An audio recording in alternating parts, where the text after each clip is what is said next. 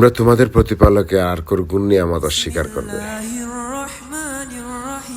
ফাতেমা আয়েশার আগমনকে সামনে রেখে ফাহিমের দেওয়া এই সুন্দর উপহারটি তার বোনের জন্য। যেহেতু ফাহিম এখন কি করে, চাকরি করে, তাই তাদের ভালোবাসার একাংশের একটি উপহারের মাধ্যমে দ্বিতীয় সফরকে বরণ করা,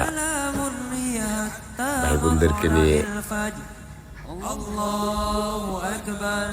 অধীর আগ্রহে বসে থাকার প্রহরগুলি শেষ করলো। বরাবরের মতোই আজকের একটি আইফোন উপহার দিল ফাহিম তার বোনদেরকে। চলছে unboxing. Thank you for watching my video.